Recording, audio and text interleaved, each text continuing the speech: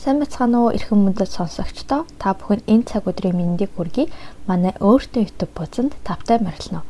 Манай YouTube хуудас Солонгост болсон он сонирхолтой гэмт хэргүүд болон шар ус босгосон болсон явдал бас маш сонирхолтой гэр бүлээс гадуурх амьдралтай холбоотой болсон явдлуудыг 7 хоног болон хүргээр бэлтэж байгаа. Та бүхэн маань subscribe бас хонхоо дараад цаг алдалгүй сонсож надтай хамт байгаарай. Бас та бүхнээсээ хүлчил өцөх нэгэн зүйл байгаа. Би шүдний аппарат хийлгээд удаагүй болохоор яриа маань жоохон бөөрхий сонсогдох байх. Аль болох ойлгомжтой хүргэхийг хичээх болно. Баярлалаа.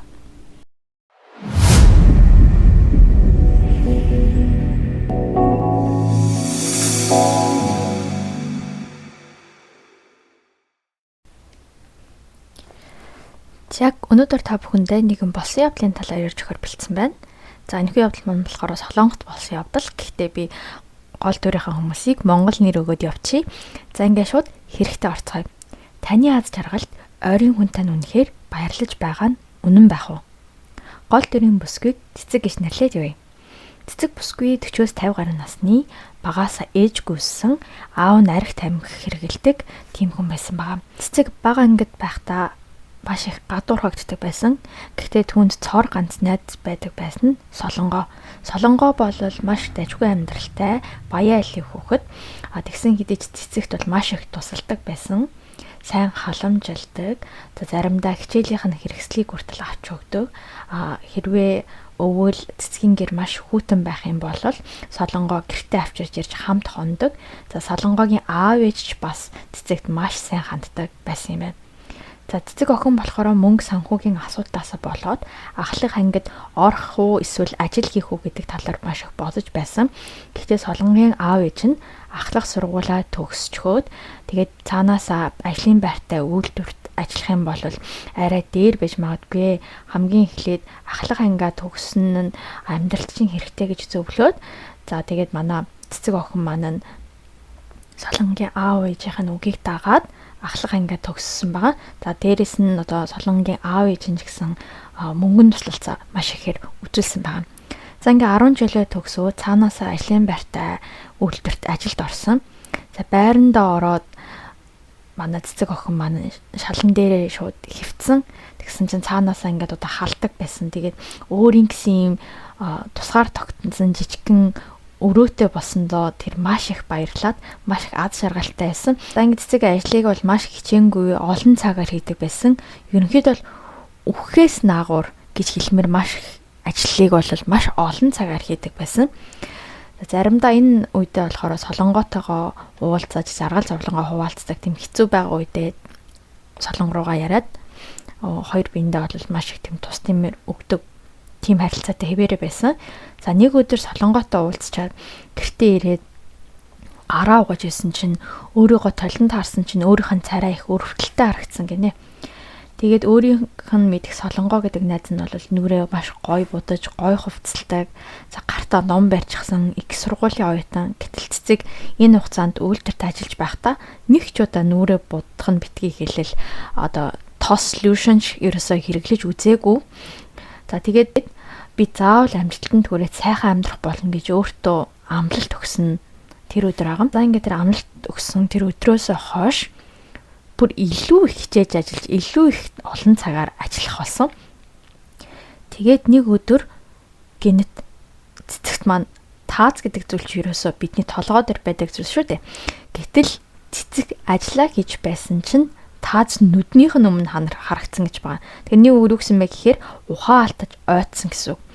Нүдэнийгэд харсан чинь эмнэлэг дотор байсан гартаа тусал залгацсан хэвтэж байгаар нь сувлэгчийг дуудаад ингэж дураараа тусал залгаж болохгүй штеп. Надад ямар ч мөнгө байхгүй. Би энэ туслыг чинь мөнгөийг төлж чадахгүй. Энийгээ садаг гэж шууд уурлаж эхэлсэн. Сувлэгч бол хэлэхдээ ажлын газраас тань төлбөр мөнгөний бүгдийг төлчихсөн байгаа учраас та 50 эмчилгээгээ бүрэн хийлгэж аваад яваараа гэсэн байгаа. Тэгээд төлбөрийн төлцсөн бол гэд манай цаг хэдэн цаг тусал хийлгэсэн байгаа. Ингээд тусал хийлгэж аваад буцаад ажил дээр очисон чинь өнөөдөр амраад маргааш дарга чамайг хурч уулзаарай гэсэн. Өнөөдөртөө бол амарчих гээд ажлынхаа газраас буцаасан байгаа. Ингээд нэг өдөр амраад маргааш нь дарагтайгаа уулзсан чинь дарга нь ирээд чи одоо ингээ юуны тулд ингэж маш их юм хүчилж ажиллаж байгаа юм бэ? Ингэж ажиллаж байгаад хураасан мөнгөө ч хүрч амжихгүй өгчихвэл яах юм бэ? Бие жоохон бодож, тордож ажил гээд за хэд хоног чи ерөөсөө амраад аваа 3 өдөр би чамд чөлөө өгье. Амраад ав гэд баг хүчээр шахуу амраасан байгаа. Тэгэхдээ бас давхар ингээд мөнгө өгөөд өөрийнхөө хүссэн юм ингээд амттай зүйлээ аваад авч хидээд жоохон хэсэг амраад аваа гэж хэлсэн байна. За ингээд тэрнээс хойш ерөнхийдөө манай цэцэг урдын л ажил 3 хоног ажиллаж амарчаад бусаж ирээд урдын л ажил одоо ажиллаа сайн гэдээ явж байтал нэг өдөр дарга нь дахиад дуудсан гэж байгаа. За цэцгээ чи бол миний харж байсан хамгийн сайн ажилтан байна. Би чам шиг юм хичээнгүйлэн ажил хийдэг хүн бол амьдралтаа харж байсангүй. Тэгэхээр би бодохдоо энд байхад бол чамд бол жоохон харамсмаар юм шиг санагдаж байна. Миний нэг таньдаг хүн машины дилер хийдэг. Чи тэнд ажилд орох уу? Би чамайг одоо асуугаад өгөө. Тэр хүн ч гэсэн одоо ажилтан хааж ин гэхээр нь би чамайг шууд цогцох юм байна гэж бодсон гэд хэлсэн байгаа.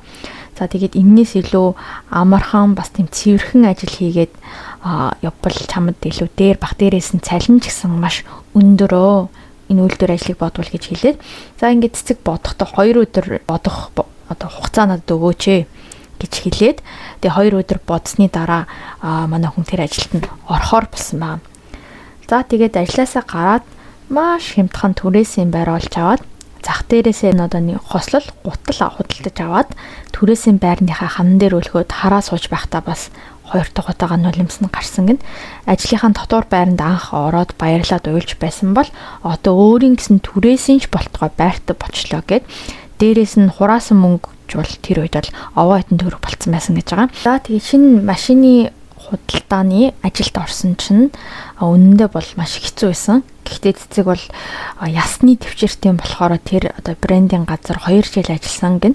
Энэ хугацаа Солонготой хаяа уулзаж жаргал зовлонгоо ярьдаг хിവэр байсан. Солонгоо ч гэсэн байнга өөрийг нь дэмцээр ирсэн байгаа. Маш их сайн зарж чаддаггүй байсан ч гэсэн хичээнгүйлэн хийдэг зан нь хинээс ч илүү байсан ба өөр машины брендийн хүмүүс ч мэдгээр хэмжээний тим хичээнгүйлэн ажилдаг байсан байгаа. За нэг өдөр өөр брендийн захирал манай цэцэгтэй уулзаад манайд ажиллах бодол байна уу гэж хэлсэн байгаа. За тэрхүү газар нь тэр үед бол маш их зарагддаг алдартай брендийн машинууд зардаг газар байсан.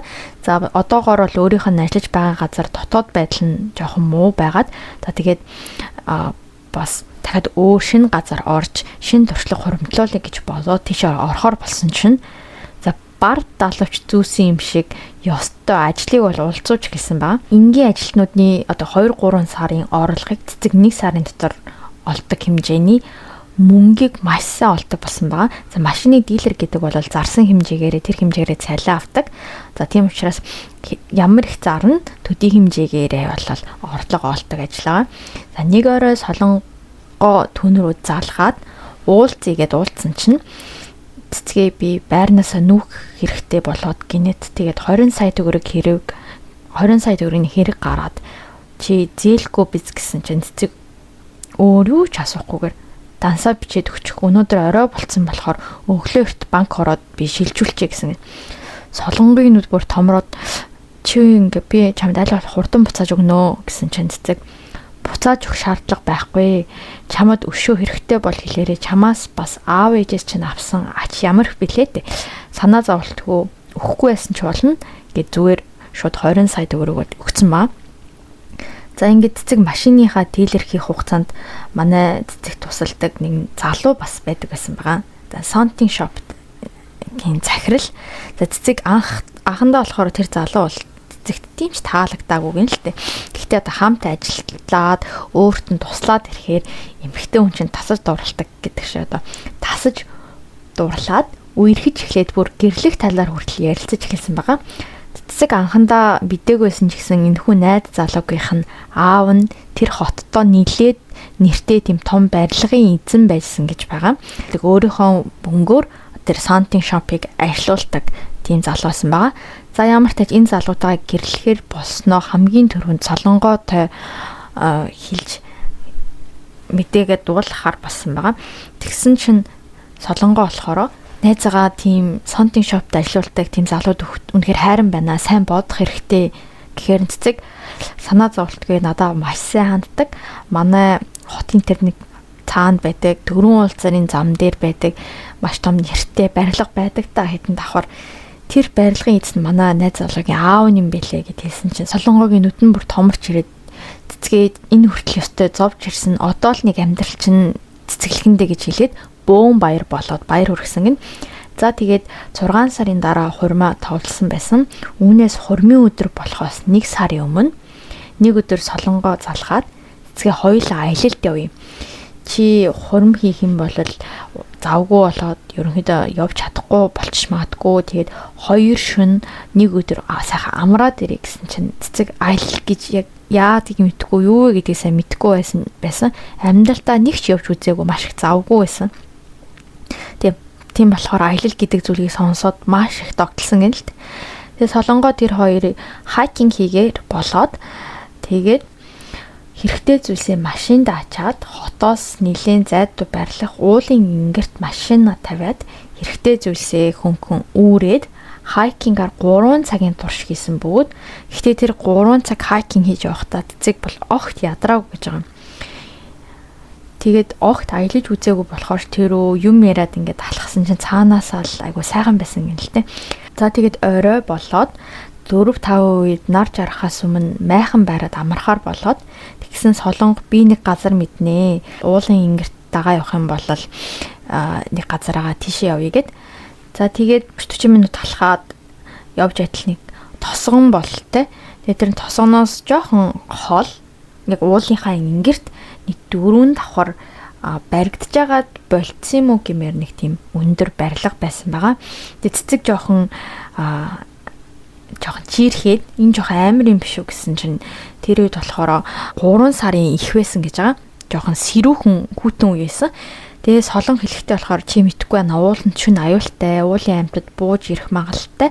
Бас энэ дотор майхнаа барих юм бол салхихаагаад нүмертэй тэгээ айтайхан гэсэн гэнэлтэй. Тэгээ цэцэг хоёулаа болохоор ч тэрөө хэлсэн үгийг нь сонсоод ойлголоо гэж дагаж ороод тэрхүү барилгын 2 давхарт нь майхнаа барьсан чинь барилга дотроос тосгоны гэрэл харагдаад бас тийм нүмертэй байсан болохоор аягүй айтайхан зүгээр санагдсан байгаа. За тэгээд хоол унд хийж идээд ойроо одоо амархаар болоод хөвцсөн чинь бас тэр үед манай цэцгийн нулимсэн бас цэлгэнсэн гэж байгаа.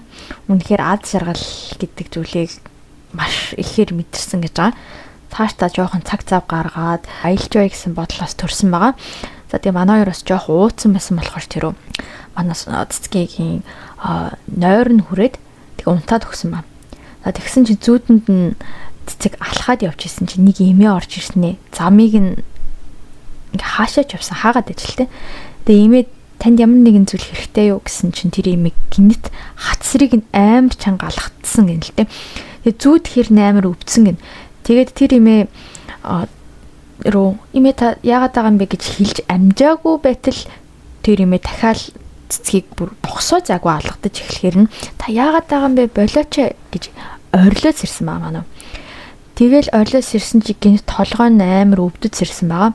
Өстө тийм хаарах гэж байгаа юм шиг мэдрэмж төрөөд ямар амар өвдөж байна гэл босоод майхныхаа эргэн тойрныг харсан чинь мэдээж шүн жоохон харанхуй байсан.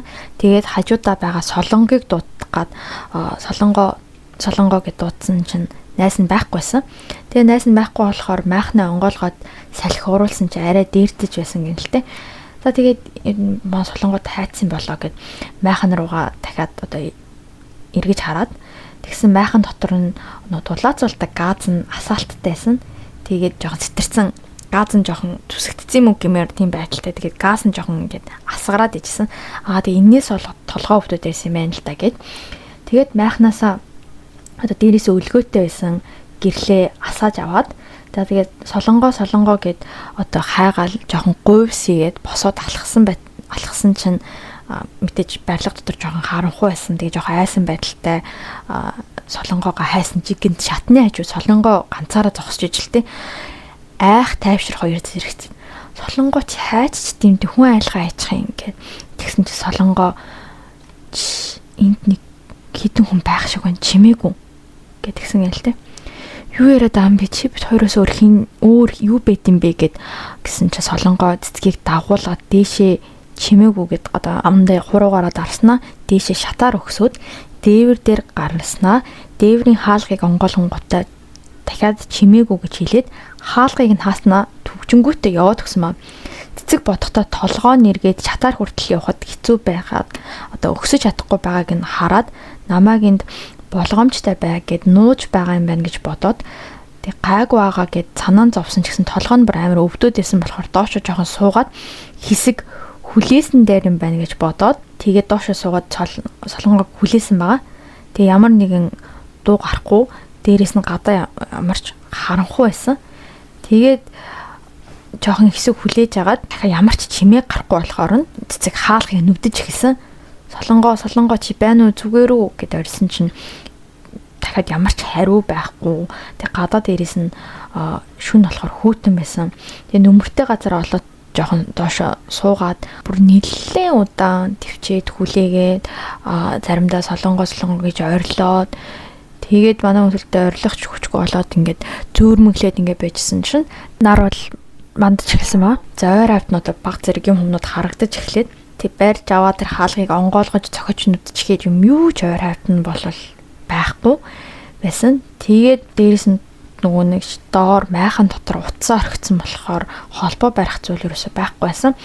Тэгээд солонгоогоо дахиж дуудаад орилсан чинь мэдээж хариу байхгүй байсан болохоор солонгоо муу хүмүүст нэг зүйл болчлоо доо гэж бодоод яаж ич байгаа доошо буух хэрэгтэй гэж бодоод дахиад одоо дээвэр дээр юм хүмүүс хайсан чинь ингээд тийм барилгын материалуудыг бүтээсэн тийм бүтээлэг байсан. Тэрийг барьж авангуудаа манай хүн мушгаад олс шиг болгоод одоо барихад амархан болгоод тэгээд дээвэр дээрээс нэг гогцоо байснаас тэнцэнээс татаад бүтээлгээрээ доошо буухаар болсон байгаа. За бүтээлэг маань намайг даах нь уу яах нь уу гэж бодоод ерөнхийдөө бол доошо унаж өгөх нь энд хөлдөж өгөх нь ялгаагүй юм байна гэж бодоод доошо ерөөсө бууж найзыгаа олъё гэд. За тэгээд доошо бууж найзыгаа олохоор болоод шууд нөгөө бүтээлгээрээ доошо буусан чинь нөгөө бүтээлг нь тасрааг байгаа. Тэгээд дөрвөн давхарлаа үсэрч буугаад шатаар доошо шууд маш их чичирсэн байсан ч гэсэн одоо хоёр давхарлаа өөртөөхөө майхан барьсан газар руу доошо шатаар буусан. Тэгээд хоёр давхарт очисон чинь майхан хിവэрэ байсан байгаа. Солонгот ямар нэгэн зүйл тохиолдол маш муу юм болчихлоо гэж бодсон байгаа. Тэгээд маш их чичирж айсан байсан ч гэсэн шууд майхан руу гүүгээд майхныг онгойлгосон чинь дотор нь мишаккон дотор солонгоо унтаж исэн. Тэг гайхаад солонгоогч дуудаад сэрээсэн чинь солонгоо харж болохооргүй зүйл харчихсан юм шиг нүд нь маш томорч ирээд цэцэг рүү чи юу хийж байгаа юм бэ гэсэн. Гайхаад юу хийж байгаа гэдэг чүүд юу гэсэн юм бэ? Хаалга онгойлгож өгөхгүй чи энд яг юу хийж байгаа юм бэ? Биш үн бүр хөлдөж өгөхөр шахлаа. Юу болсон юм бэ гэсэн чинь солонго босноо. Чи юу ч хийсэн бүтэхгүй юм аа гэсэн гэж байгаа. Юу гэсэн үг юм бэ гэд гайхсан чинь нүднийх нь харц гинэд хувьсгийж ирснэ. Чи яагаад гიშгэлэх бүрт ингэж босдог юм бэ? Чи яагаад үхэхгүй, яагаад үхээгүй байгаа юм бэ гэснээ хажуудаа байгаа өчигдөр орой хоол хийхдээ одоо ашигласан зүйлс хажууд мэдээж байгаа шүү дээ. Тэр хажууд байгаа зүйлсээсээ хутга барьж авснаа цэцэг рүү дайрч эхэлсэн ба. Цэцэг бүр шоконд ороо тэр хоёр ноцолдож эхэлсэн байгаа. Гэхдээ өмнөх шөнө нь болохоор би ингээд мэдээж жоохон хөлтчихсэн. Өмнөх шөнө гадаа байсан учраас төлдчихсэн байсан болохоор удаан ноцолдох юм бол үхэж магадгүй юм байна гэж бодоод цэцэг одоо ноцолдож байгаад арай хийж бултаж зүхтаад тосгоны зүг ухаан жолог үгүйгээд тэгээд араас нь даахгүй байсан уу эсвэл цэцэг маш хурдан гүйсэн үү жоохон гүйж байгаад солонгоос ол тасраад тосгон руу очиж чадсан байгаа. Тосгоны хүмүүсээс гуйгаад одоо мэддэг дугаар нь найз залуугийнхын дугаар байсан. Тэгээ найз залуу руугаа залгаад хурчээч аваач гэж залгаад найз залуу нь бол шууд хурч ирээл юу болсныг сонсоод уур нь хүрдэн байгаас тэ шууд нөгөө байр чинь хаа байна гэдгсэн тосгоноос бол тэр байр харагдчихсэн. Тэгээд шууд найз залуу нь цэцгийг хамт явъя гэдгсэн чинь цэцэг жоохон айдсан байдалтайсэн. Тэгээд цэцгийг тосгонд тэр хүмүүс цахиж үлддээгээд цаашаа уулын ингээд байрладаг нөгөө байшин руу утсан чинь юу ч дотор нь байхгүй, майхан нь бол хэвээр байсан. Гэтэ дотор нь бол юу ч байгаагүй. Тэгээд буцаж очиод гэртээ цэцгийг аваад гэртээ хараад тэгээд гэртээ харангуудаа солонг руу залгасан ч ерөөсө холбогдох боломжгүй, холбоо барж болохгүй байсан. Ээж аав руу хүртэл залгаад дээрээс нь очисон чинь мэдэхгүй гэсэн гэж байгаа. За яагаад энэ босон зүйлийг цагтаад мэддэгдээгүй вэ гэхээр цэцэг хэлэхдээ ямар нэгэн учир байгаа болохоор л тэгсэн байх. Өөрт нь байгаа ганц сайн найз дээрээс нь цагтаад очиж хэлэхээс өмнө нэг удаа ярилцаж үзмээр байсан байгаа. Яагаад тийм гэдгийг тэгээд ерөөс цагтаад өгч зөрөхлээгүй гэсэн байгаа. За тэгээд цэцгээс илүү найз зална бүр маш их уур нь хүрээд тэгээ өөрийнхөө таньдаг мэддэг одоо бүх хүмүүсээс асууж хайгуул болоод солонгоог олсон байгаа. Тэгээд солонгоог олоод цэцэгт хэлсэн чинь цэцэг яг олсон ирнэ очиж уулзаж зүрхлэхгүй байсан. Одоо манай хүн травматай болсон. Тэгээд найз залуугаасаа гуйгаад чи очиод уулзаад ямар нэгэн зүйл босныг нь асуугаад өгөөч гэд. Тэгээд зориг гарахгүй байсан болохоор найз залуу нь өмнөөс нь очисон байгаа. За тэгээд найз залуу нь өмнөөс нь очиод уулзсан чинь солонгоо яг юу босныг бүгдийг үнэн зөвөөр хэлсэн байгаа. Тэгээд солон цэцгийг багаас нь харж хандаж найзалж байхдаа цэцгийг харахаараа маш их тайвширч тийм хүч чадал мэдэрдэг байсан байгаа. За өөрөө болохоор оюутан байхад нь цэцэг үйлдвэрт ажилладаг царай зүсийг нь харах юм бол өөрийгөө ямар их аз жаргалтай, мөнгөтэй, адтай байгаагаа харах болгондоо мэдэрдэг байсан. Тэгсэн чинь тэр үйлдвэрт ажиллаж дээрэс нь машины брэндэд ажиллаад мөнгө их олж эхлээд цэцэг тэр үед болохоор өөрийн гэсэн байр худалдаж авсан юм байна л та. Тэрийг нь хараад гинэт энэ ингэж болохгүй штэ гэж бодоод тэгээд өөрт нь ямар ч мөнгө хэрэггүй байхад зүгээр тэр 20 сая төгрөгийг зүгээр асууж утсан гэж байна. Тэгсэн чинь цэцэг би чиний ачийг хариулах ёстой гэж хэлээд 20 сая төгрөгийг шууд маргааш нь шилжүүлээд дээрээс нь авахгүй гэж хэлсэн чинь манай хүн бүр энэ ингэж болохгүй, энэ надаас 7 дор байх ёстой. Яагаад одоо ингэж аз жаргалтай болоод улам цэцэглэж ирээд байна гэж бодоод манай хүн хардах сэтгэл нь төрж эхэлсэн ба.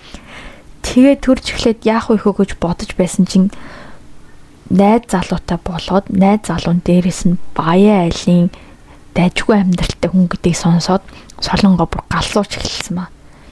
Энэ надаас 7 дор байх ёстой хүн яагаад гин дээшилж миний аз жаргалыг цэцэг авчихлаа гэж бодож эхэлсэн ба.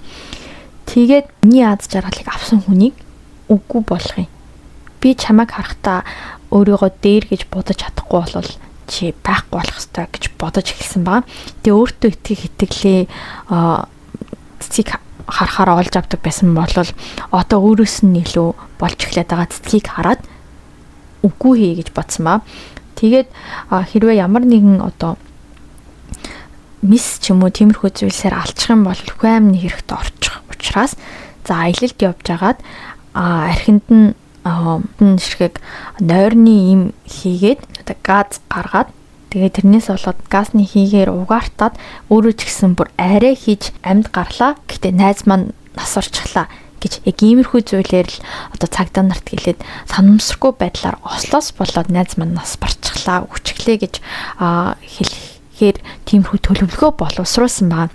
Тэгсэн чинь нөгөө найзыгаа унтуулчаад тэрийг ингээд үххийг хараад сууя гэхээр бас ингээд олон жил бас ингээд хараад явцсан хүн болохоор тэрийг нь харахад мэдээж хэцүү байсан гэж байгаа. Тэгээд майхнаасаа болохоор гараа явсан гэж байгаа. Майхныхаа гадаа цэцгийг үххийг хүлээгээд байжсэн чинь нөгөөх нь босоод ирэхгүй ачаа. Тэрэд гарч ирэхийг нь ерөөсө төсөөлөг байгаа. Тэгээ өөр имэрлэгүй шууд дээвэрлээ авч гараад ерөөсө хөлтөж алъя гэж бодоод дээвэр дээр түгчээд 2 өдөр болно 3 өдөр болно хамаагүй дээвэр дээр өхийн хүлээж доор хөвтөж байгаад тэнгүүтээ өхөнгүүт нь буцаж майхаандаа авчирж ирээд нас барчлаа. Манай найз гэж ерөөхдөө тиймэрхүү юм л тэр үед одоо төсөөсөн байгаа. Ууг нь бол угаартуулна гэж бодож байсан чинь тэр нь бүтээгүй яг тэр үедээ өөрийн мэдлгүй дээвэрлээ авч гарсан байгаа. Мэдээж тэрэн дараа нь задлан хийлгээ ч юм уу иймэрхүү зүйлээр мэдээж гарна хөлдөж өгсөн үү яаж өгсөн үү гэдэг нь. Гэтэ тэр үед тиймэрхүү зүйлийг бодох сөхөөгүй Нүдэн дээр нь энэ хүн амьд байгаад байгаа нь өөрт нь маш стресс өгөөд тэгээд алчил гэж бодсон байгаа. Тэгсэн чинь дээрээс дахиад амьд гараад ирсэн. Тэгээд өөрийн мэдлэхгүй манай хүн шууд амьд гараад ирснийг хараад галзуур шахаад утга барьж дайрсан гэдгийг хэлсэн. Энэ бүгдийг нь бол найз залууд нь бүгдийг нь үнээр хэлсэн байгаа. Тэгээд цэцэгт болохоор цэцэг үргэлж миний шагаанаас доогуур байх ёстой байтал аз жаргалтай болох тусам өөрийн мэдлэхгүй би ийм болсон, ийм бодол төрсөн гэд үнээр хэлсэн байгаа. Тэгээд энийг нь сонсон найз залуу нь цэцэгт бүх зүйлийг хэлээд чи яах ихээ ингээд шийдээ гэдгсэн чинь бүгдийг бол ингээд дахиж солонгой миний нүдэнд үзэгдэхгүйгээр би ч солонгойг харахгүйгээр ингээд хоёр бинийгаа дахиж хизээч харахгүйгээр ингээд зүгээр чимээгүй энэ бүхнийг намд гараад дуусгая гэж хэлээд үг гэж одоо найз залуудад амжуулаад тэгээд ерөнхийдөө бол дуусгасан баа.